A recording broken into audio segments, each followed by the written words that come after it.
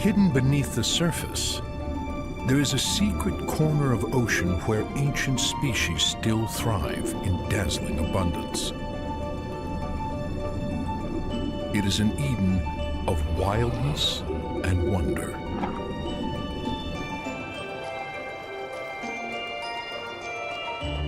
Welcome to Palau, Pacific Paradise. Far to the east of India and Indonesia, Palau sits alone at the edge of the vast Pacific, an archipelago of more than 200 islands, sheltered from the outside world. Along the submerged shoulders of Palau flourish some of the richest coral reefs remaining on Earth.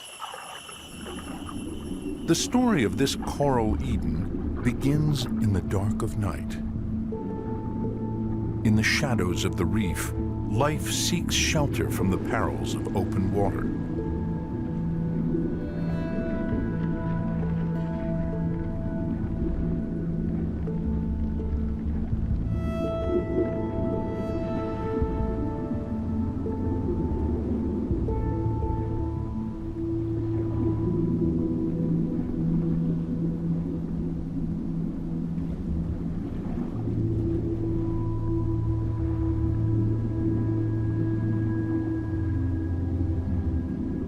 Here, things are not as they seem. Flower-like predators snatch up microscopic prey, blown by in the currents.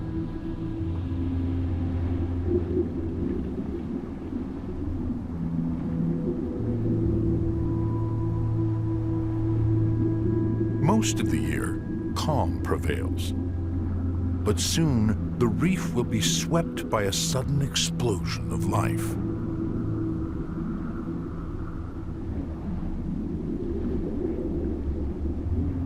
The mating dance of sea cucumbers provides a prologue.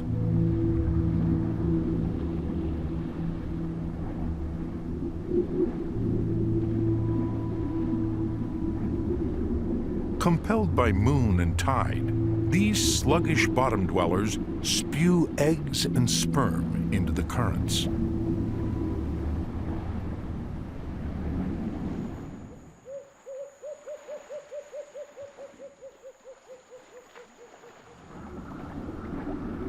And one of Earth's great spectacles of fertility awaits. On summer nights, under a full moon, the coral animals known as polyps swell with spawn.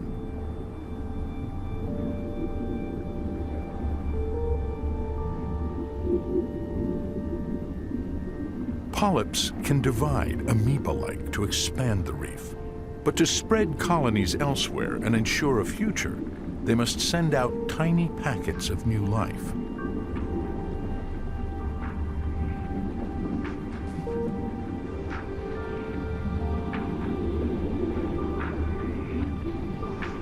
Spawning begins slowly, but as the hours pass, the rising mass of sperm and eggs drifts like a storm over the reef, transforming the waters of Palau into a vast display of sexual exuberance.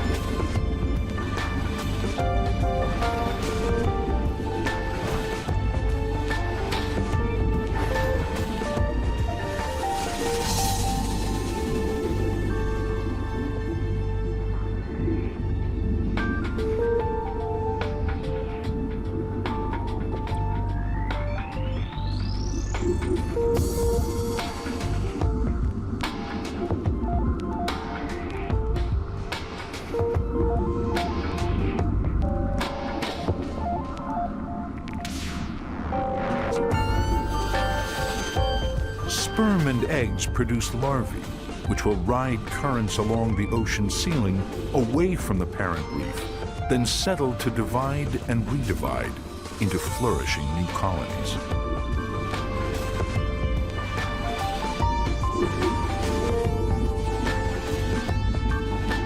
If just a single voyager succeeds, each species of coral will be reborn.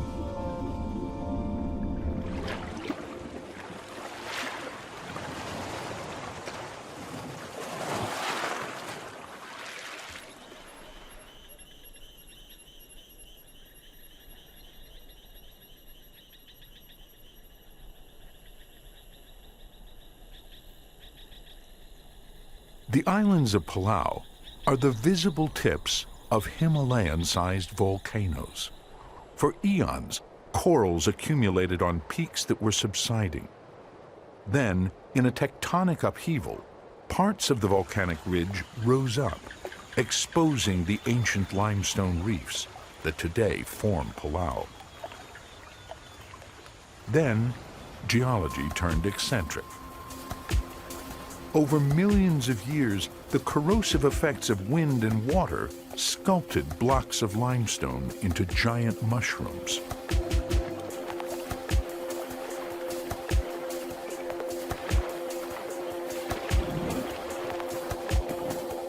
Waves eat away the brittle and porous rock at water level.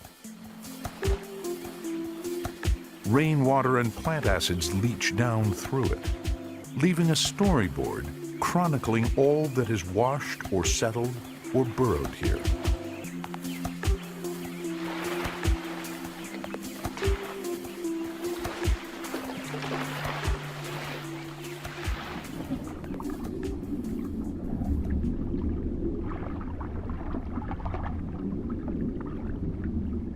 Underwater, swirling currents excavated hidden chambers, until ancient storms tore skylights in the roof of the coral.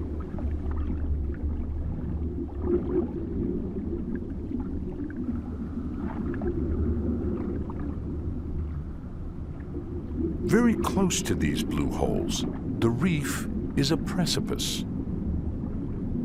Towering above some of the ocean's deepest trenches, the walls of Palau deflect rich currents upward from far below. Plankton blooms. Life gathers to feed.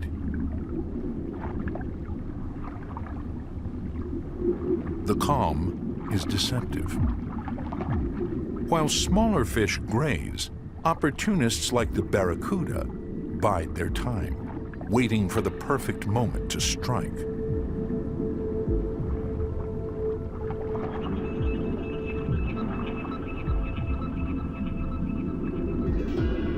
The herds of game also attract the lion of the ocean, the reef shark.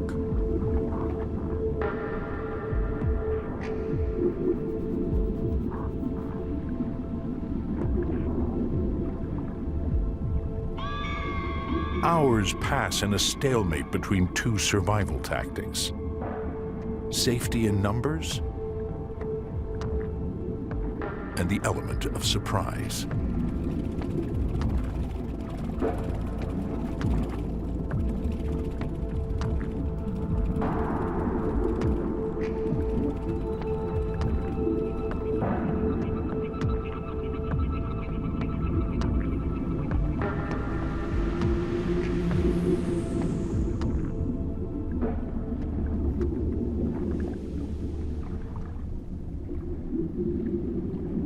Once each year, the richness of Palau draws fish called Moorish idols here by the thousands, increasing their likelihood of finding a mate.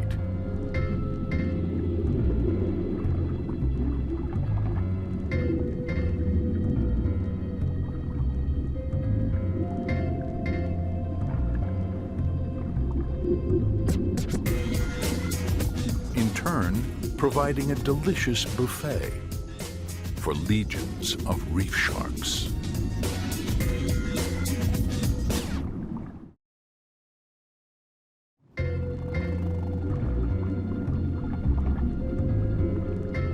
Sustained by Palau's riches, the reef shark preys on the scores of Moorish idolfish who arrive once a year.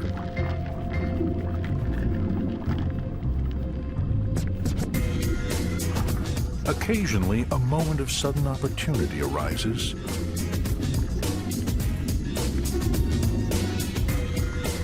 Followed again by uneasy calm.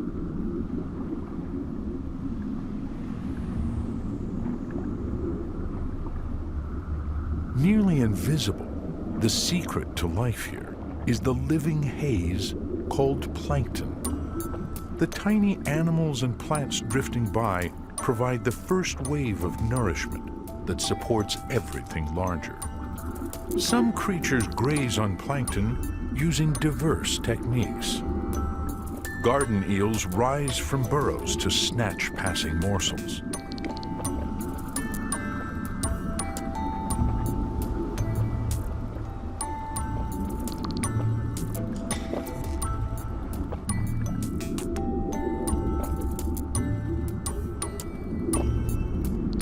The manta ray sweeps through the plankton fog, catching a meal sufficient for a 15-foot body with its scoop shovel mouth.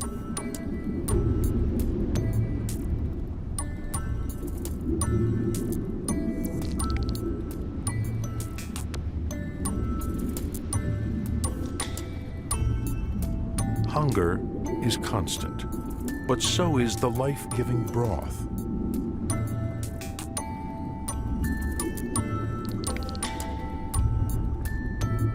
Hordes crisscross through the fluid pastures, eating as they swim.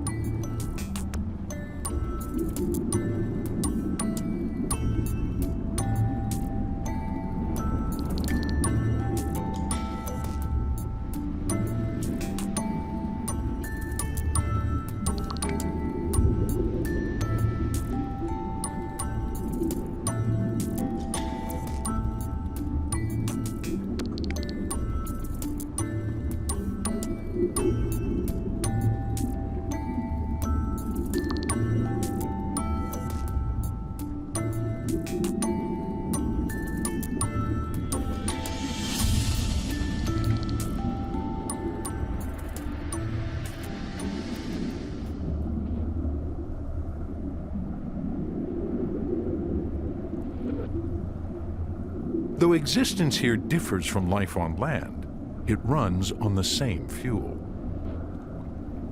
This Eden and its myriad life forms are powered by solar energy.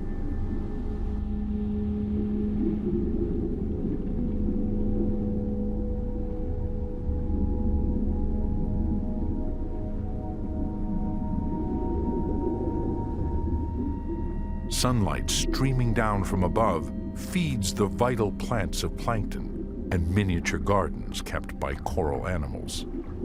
Within the tissue of each coral polyp dwell microscopic algae. The tiny plants live on coral waste and in turn produce food for the coral, a mutually beneficial relationship. Builder of vast reefs, coral is a farmer and predator. Each polyp is a living tube, ringed by stinging tentacles hiding the mouth of a carnivore.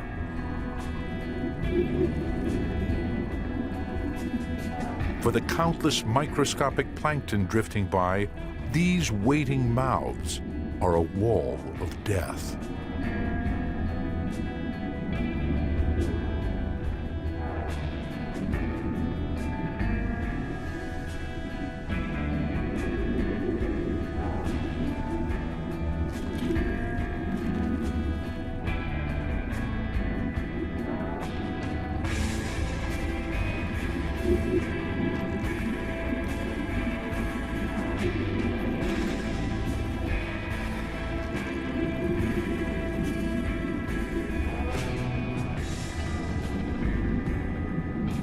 As corals grow, each takes on a form unique to its species. Flat as a table, branched like a centerpiece. or rounded like the mushroom islands above, making the architecture of the reef a wonderland of distinctive shapes.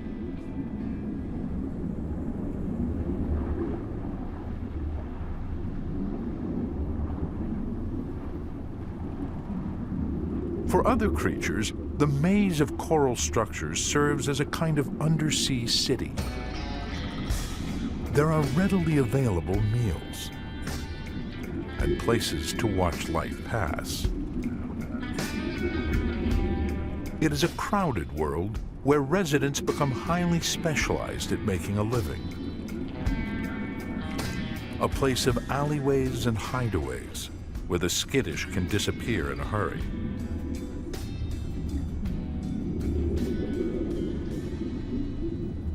For some, it's also a nursery.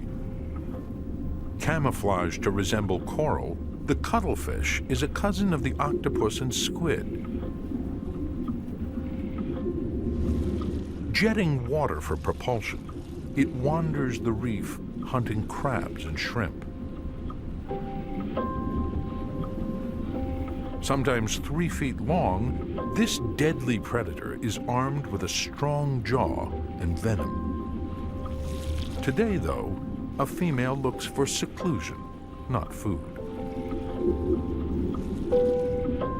She deposits her eggs into dark recesses for safekeeping during 5 weeks of development.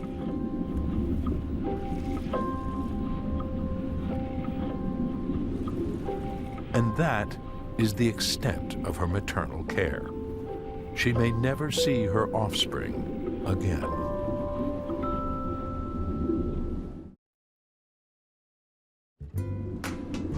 This is a paradise created by living magic. From sun and seawater alone, corals construct one of the richest and most complex living systems in the entire world.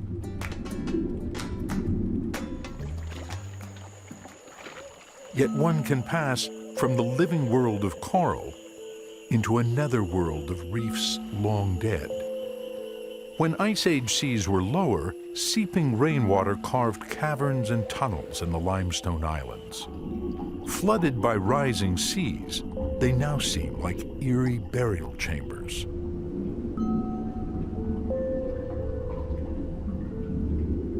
Here, the staggering volume of coral construction is revealed.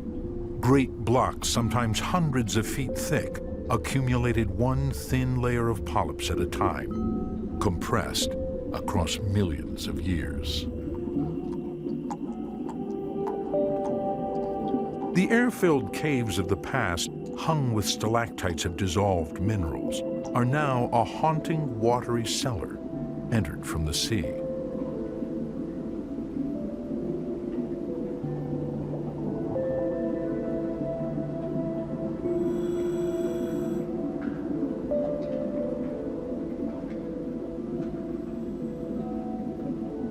A lone diver can seem like a humble pilgrim before a limestone shrine, surrounded by the silence of the sea.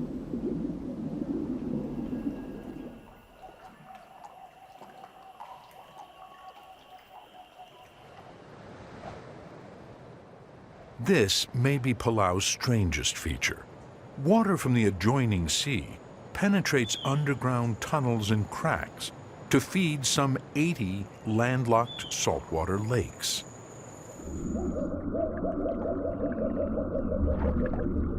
Though extensions of the ocean, Palau's saltwater lakes have each evolved a chemistry and biology unlike any other part of the sea.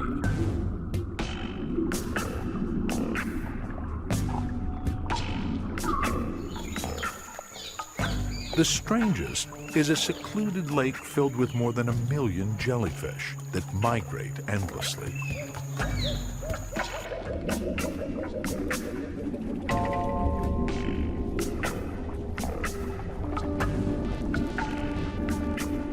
Perhaps trapped here by a tectonic upheaval or swept in through subterranean corridors, the jellyfish have adapted to survive in this island stockade.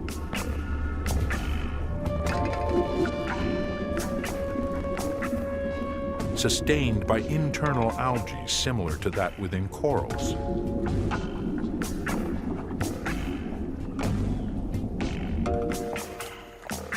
To nurture their life-giving algae, they cross the lake each day, following the sun. But their existence is not without danger.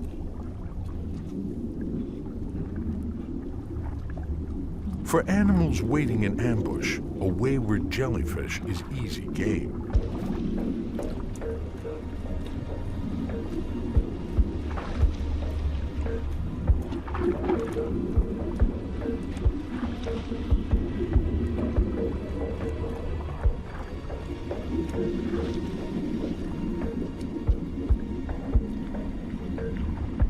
More sedentary, but deadly, the anemone waits too.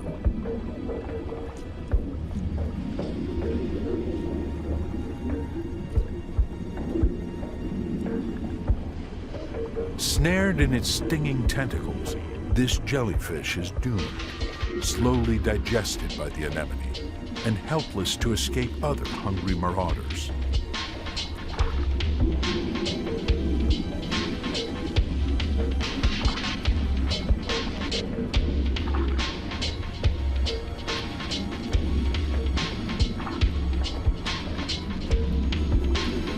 At night, the flotilla of jellyfish gardeners descends to fertilize their algae in nitrogen-rich bottom waters, then rises again to absorb sun all day, rotating to cultivate their algae evenly.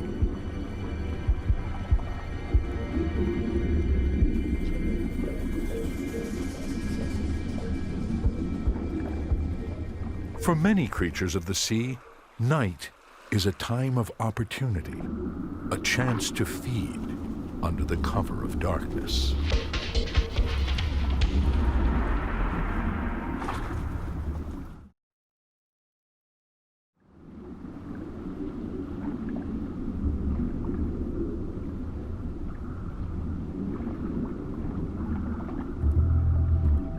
Nightlife bustles in Palau's city of coral.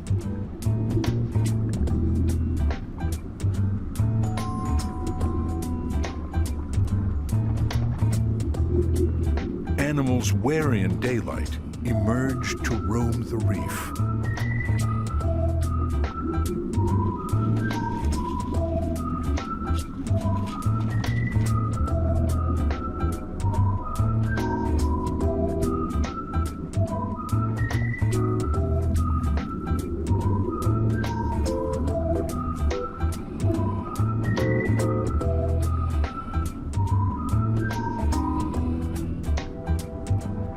Glittery silver fish dash after flakes of nourishment in the plankton, while the open water predators of day are resting.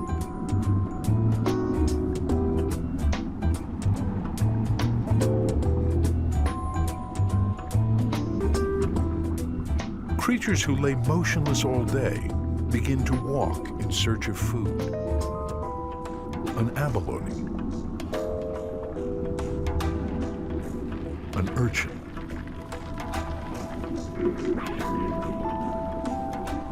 a crab masquerading as algae,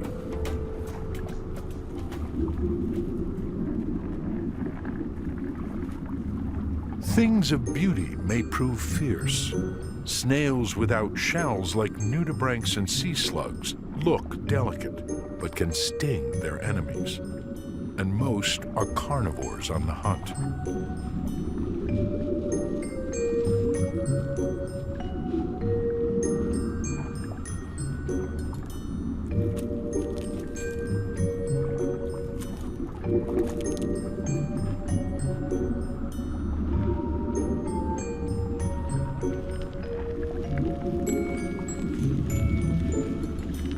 One unusual starfish eats the very corals that provide its home.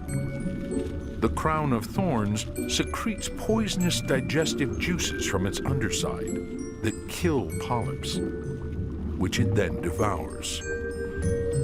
Creeping on tube feet tipped with suction cups, it leaves behind patches of lifeless coral.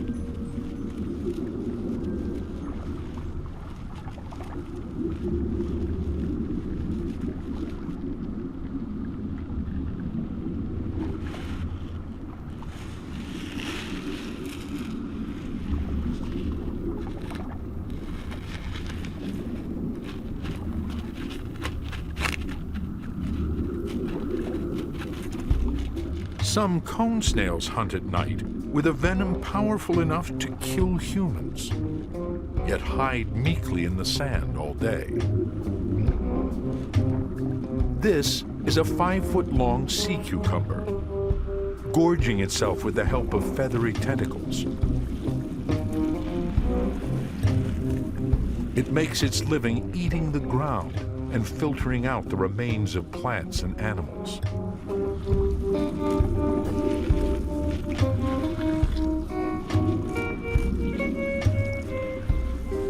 An urchin, pretty as a flower, but deadly as a venomous snake.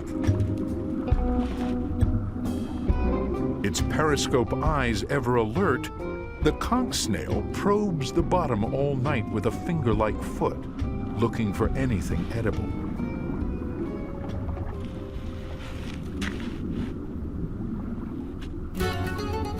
A decorator crab, wearing anemone camouflage, struts its stuff.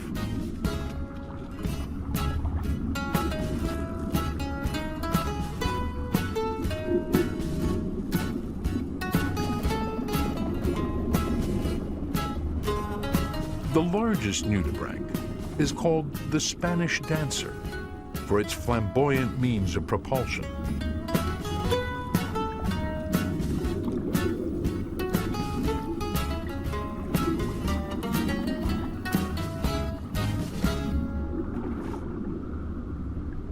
Possibly the most distinctive creature of the night, the lionfish is costumed by adaptation in fins and spines that look like feathers. But to smaller reef fish, the plumage masks a ferocious predator.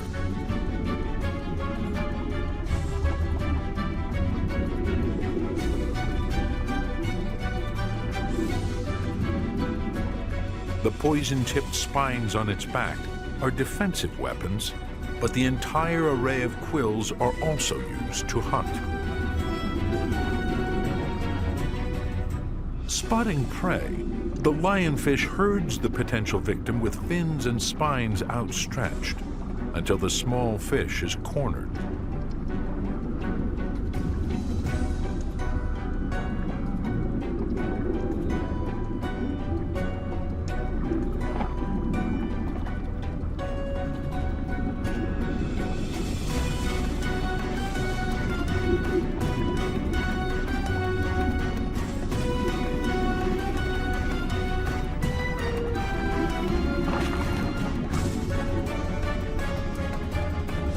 The strike is lightning fast.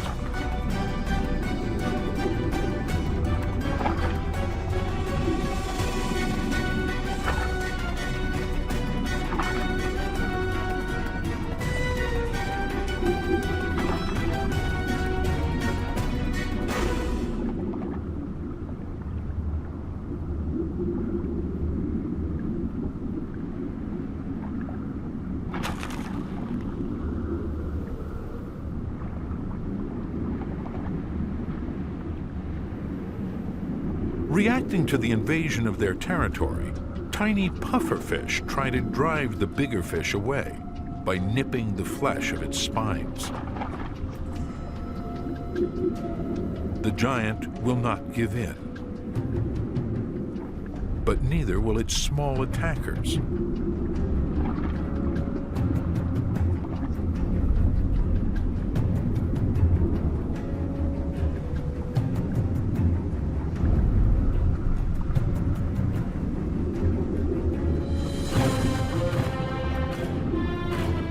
Trying to eliminate the pests by eating them proves a mistake. Spiky pufferfish can mean a mouthful of pain.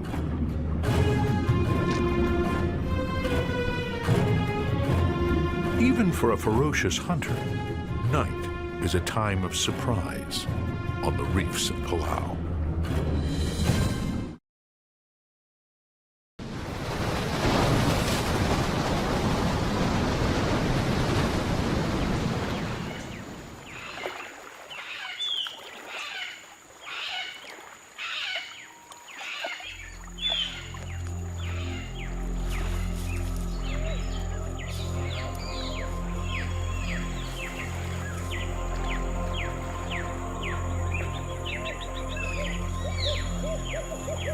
There is one animal in this Pacific paradise that is both tree climber and undersea swimmer. Beautiful, but lethal. The banded sea snake injects its prey with a venom as toxic as a cobra's. Once only terrestrial, it adapted to exploit the ocean's abundance, laying its eggs on land, but hunting in the sea.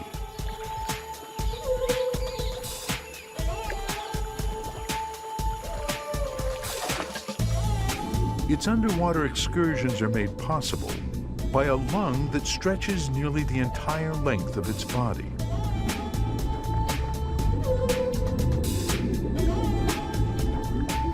Prowling for small fish, it can hold its breath for an hour.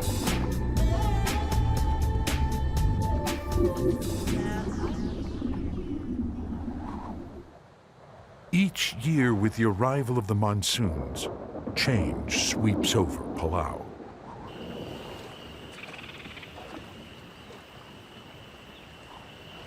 For a while, the tropical sun gives way to cloudbursts that cleanse and refresh life.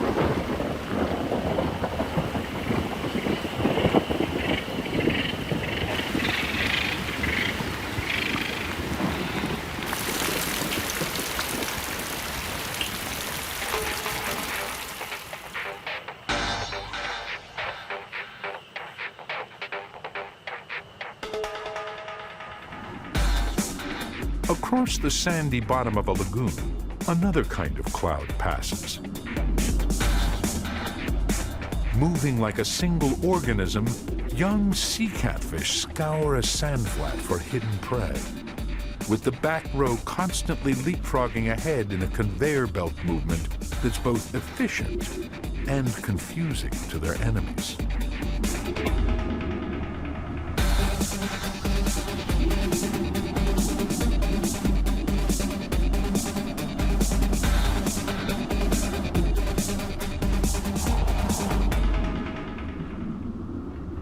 In places where cover is sparse, some have developed extraordinary disguises.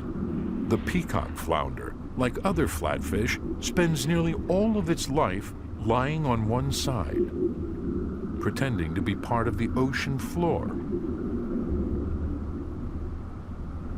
Its adaptation is so complete that both eyes grow on the side of its head, facing up.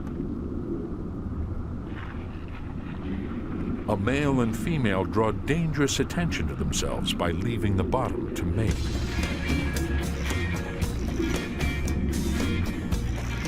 At first, they're too wary to complete the act. But finally, the compulsion to spawn overwhelms the obsession to hide.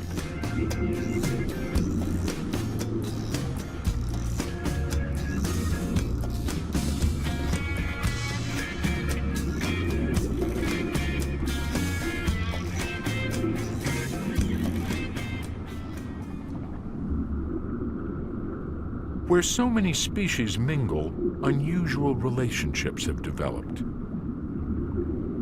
The remora has found a way to hitchhike by clamping onto passing sharks and rays using a suction disc on its head, giving it unlimited free rides and leftover scraps. But the most bizarre relationships occur in special gathering places, where creatures both gentle and threatening temporarily seem to set aside all natural conflict.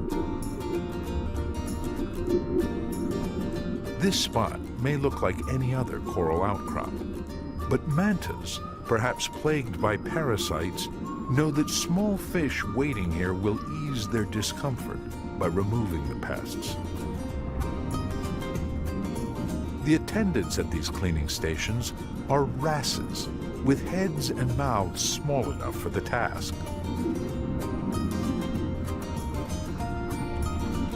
Assuming a passive posture as a signal, a larger fish allows the cleaners to enter its gills and mouth and eat away the parasites.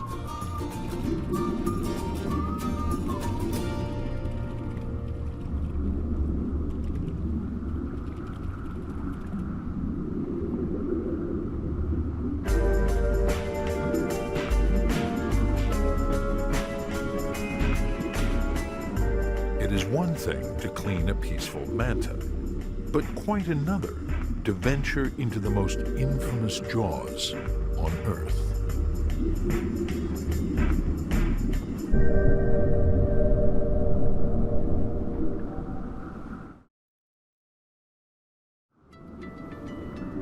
In this special zone, the lords of the Palau Reef come out not to hunt small creatures, but to seek their help, in return offering a brief truce and an endless supply of parasites for food. For the moment, even the planet's most feared predator seems as passive as a house pet.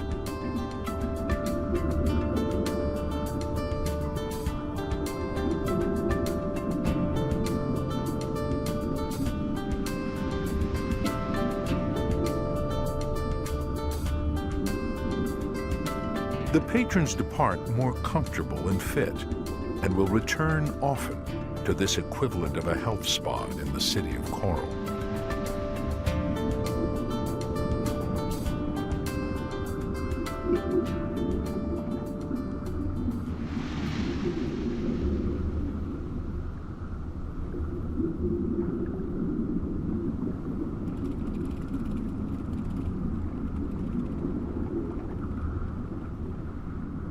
Elsewhere on the reef, there is no relief from the harsh laws imposed by hunger and the need to remain on guard.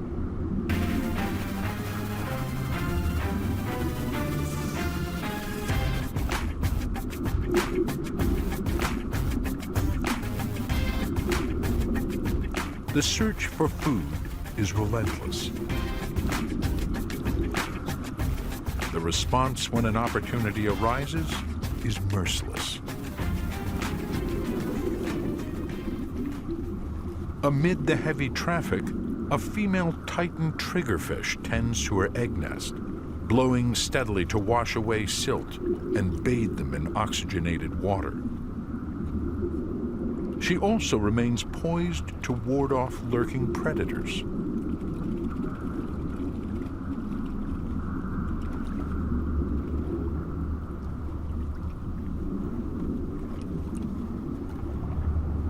The egg nest is a threat to a nearby male triggerfish.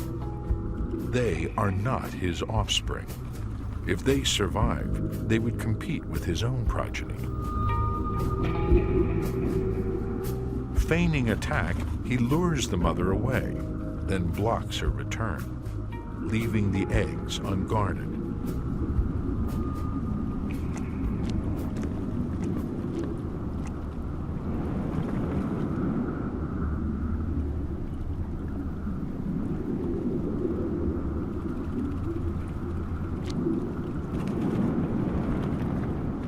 The ploy succeeds. The mother returns to find her eggs detached and beyond saving.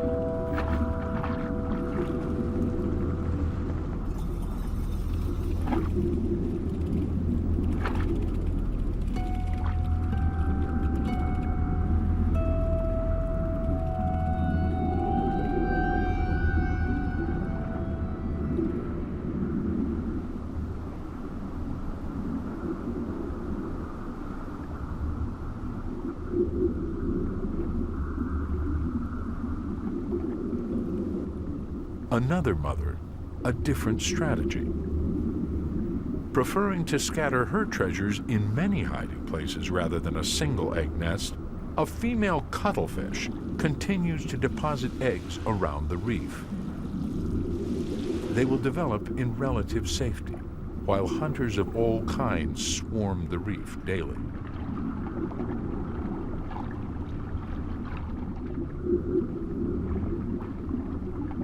After more than a month, most of the cuttlefish eggs spread about the reef have survived.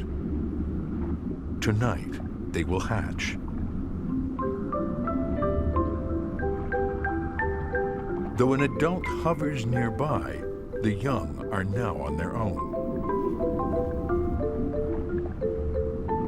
For most reef creatures, the demands of survival leave little time and energy to care for their young. But these hatchlings are well prepared.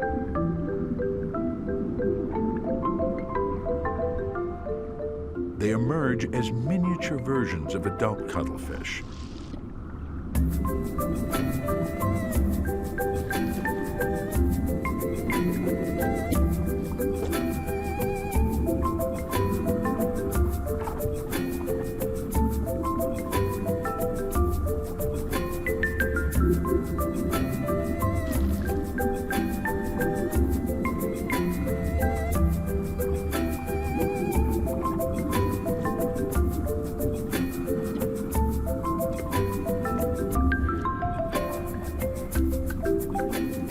Instinctively, they know that safety lies in the sheltering recesses of the corals.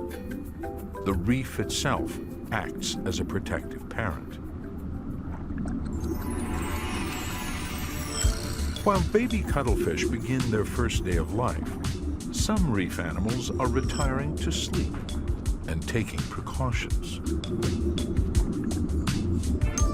As a nighttime shield, a parrotfish envelops itself in a mucus cocoon, sealing off its telltale odor from predators hiding in the dark.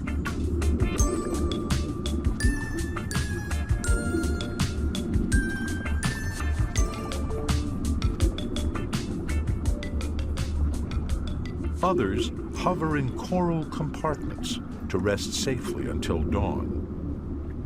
Coral, the builder, gardener, predator, and protective parent, also serves as a dormitory.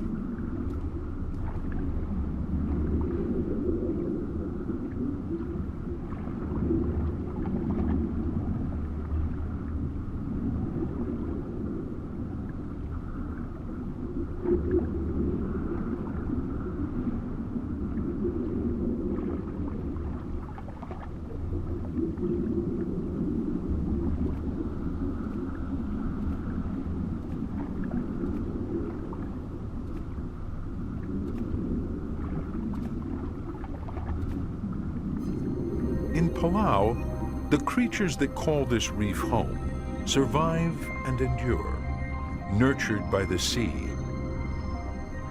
and fueled by the sun.